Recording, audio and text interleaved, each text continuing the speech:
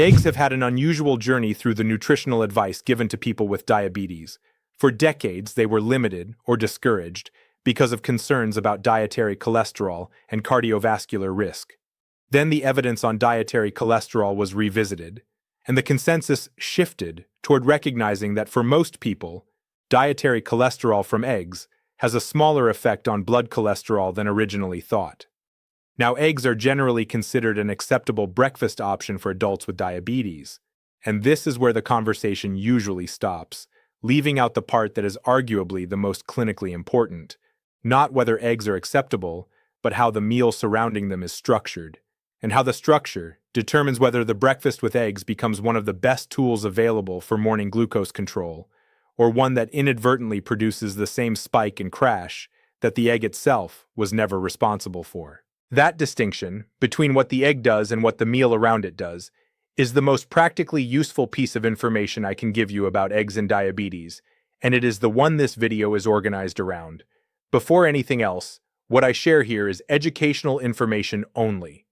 It is not medical advice. People with diabetes should discuss specific dietary changes, particularly changes to breakfast composition that may affect medication timing and dosing, with their diabetes care team.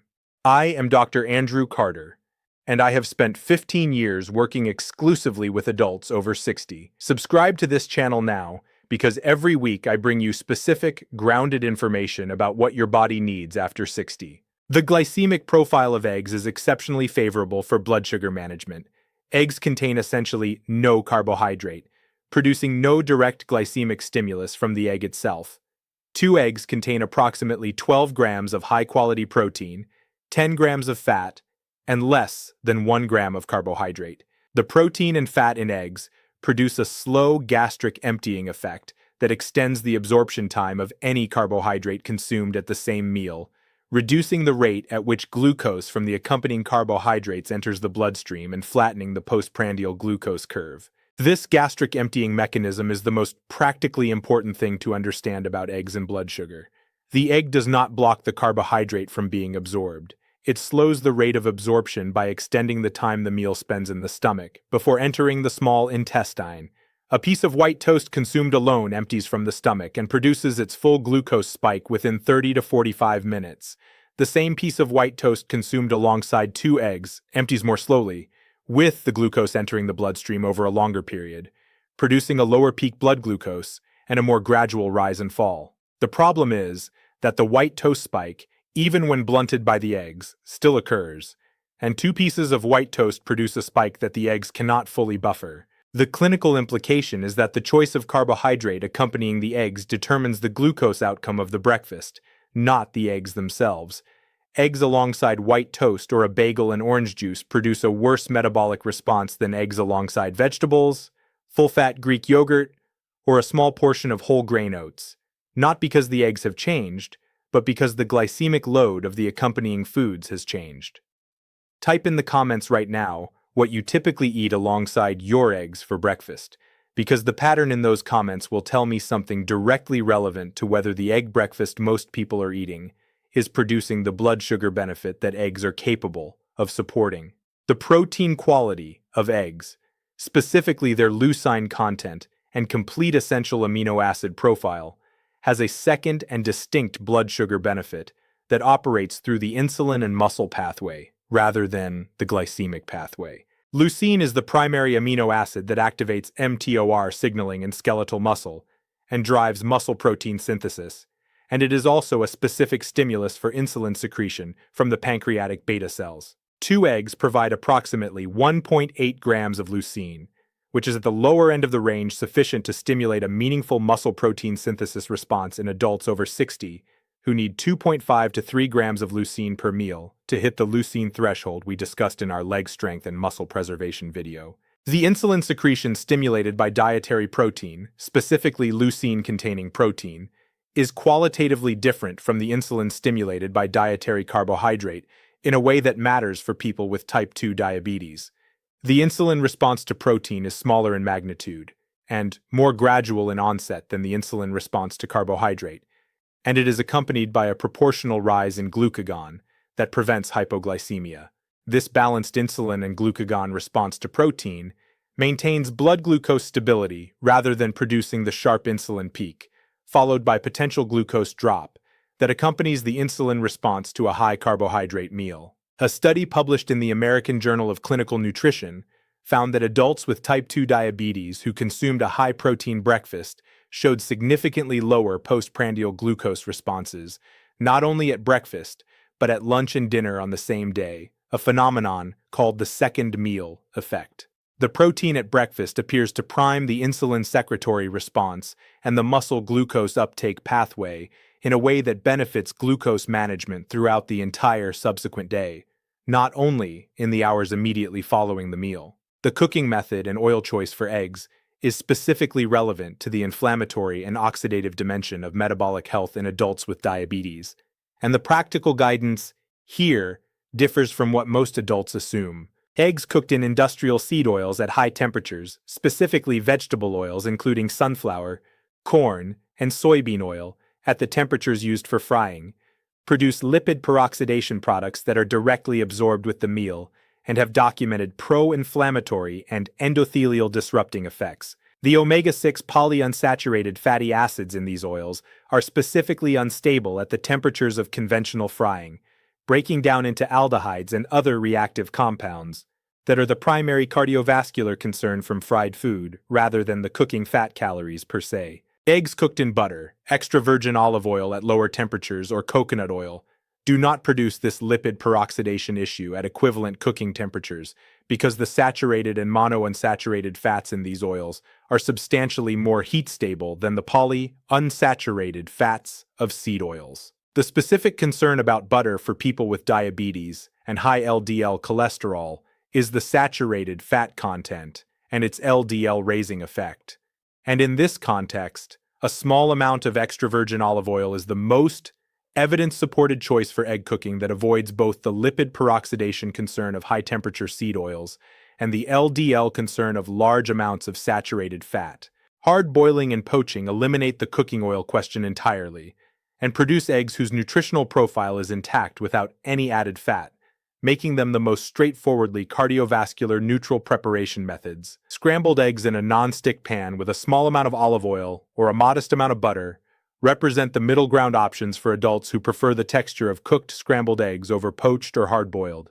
And share this video right now with one person in your life with diabetes who is currently using vegetable or sunflower oil to fry their eggs, because the specific heat instability of those oils at frying temperatures is a cooking detail that changes the inflammatory burden of the meal without any change to the egg itself.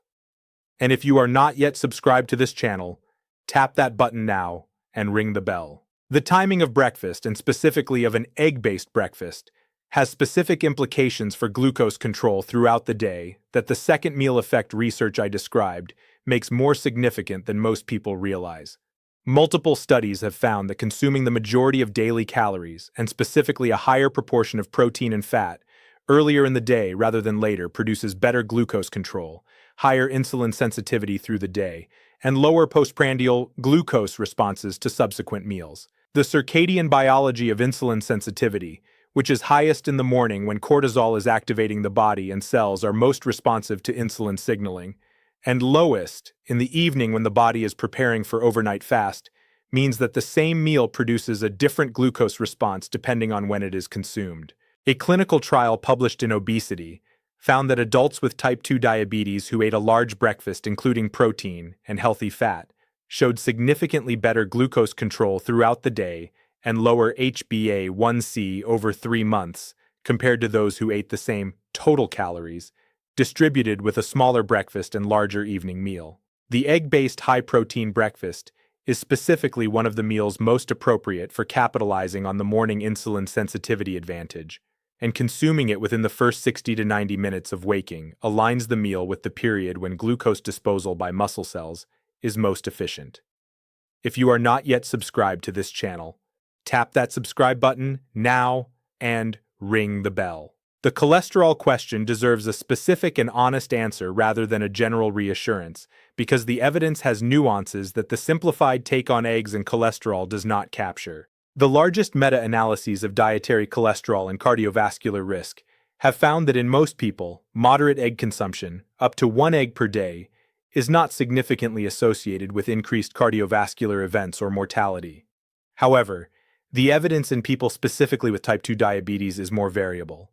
Some prospective cohort studies have found higher rates of cardiovascular events in people with diabetes who consume eggs at higher frequencies, while others have not found this association. The proposed mechanism involves the interaction between dietary cholesterol and the oxidized LDL production that is already elevated in the context of hyperglycemia, since glucose-modified LDL is more susceptible to oxidation, and the oxidized LDL that atherosclerotic plaque formation depends on may be amplified when dietary cholesterol is high in an already hyperglycemic environment.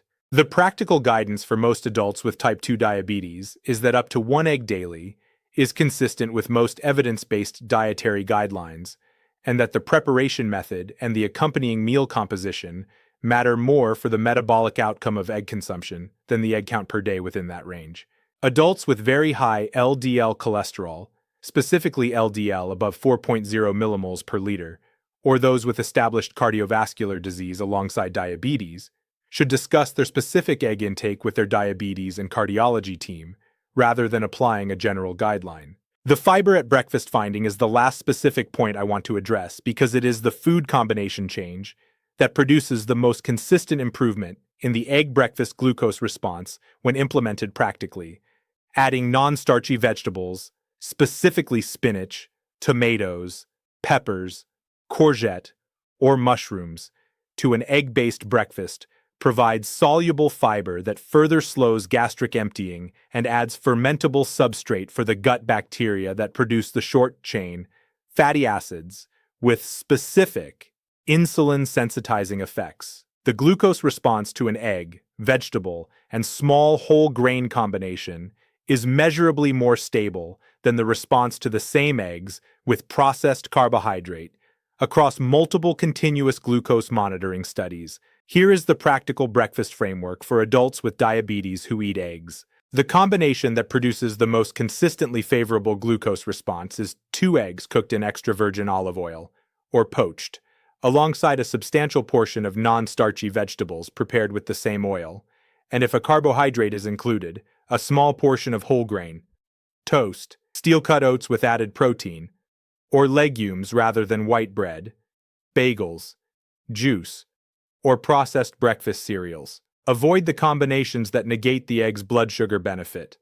White toast or a large portion of high glycemic bread, orange juice or sweetened coffee drinks, processed breakfast meats including most sausage and bacon products that are high in sodium and nitrite preservatives, and the large portion refined carbohydrate breakfast that many commercial breakfast products deliver. Timing this breakfast within 60 to 90 minutes of waking takes advantage of the morning cortisol-enhanced insulin sensitivity and positions the protein content to produce the second meal effect benefit for lunch and dinner glucose control. Check blood glucose 2 hours after the egg breakfast specifically to establish your personal response to this meal composition, because individual glucose responses to the same meal can vary significantly based on insulin sensitivity, gut microbiome composition, and medication timing. The 2-hour postprandial reading specifically tells you whether this particular meal composition, cooking method, and accompanying food combination is producing the stable glucose response the egg breakfast is capable of. 4 things to carry away. The egg itself is essentially carbohydrate-free and produces no direct glycemic stimulus, but its gastric emptying slowing effect on accompanying carbohydrates is only beneficial when those carbohydrates are low glycemic whole food sources, rather than refined high glycemic foods that produce a spike the eggs can blunt, but not prevent. The high-protein leucine content of eggs produces both muscle protein synthesis and a second meal effect that improves glucose control throughout the entire subsequent day. Cooking oil choice matters. High-temperature seed oil frying produces lipid peroxidation products with pro-inflammatory effects, while olive oil, butter, or no oil poaching avoids this issue. And the morning timing of the egg breakfast capitalizes on peak circadian insulin sensitivity, making it the most metabolically favorable time for the highest protein meal of the day. Share this video with one person in your life who has diabetes and who is eating eggs but not seeing the blood sugar benefit they expected, because in most cases the issue is not the egg, but everything surrounding it. And subscribe to this channel, because every week I come here with one purpose. to give you the specific information that makes the right foods work, at the right time, in the right way. Aging does not take away your body's ability to recover. It simply reminds you to care for it the right way. Take care of yourself.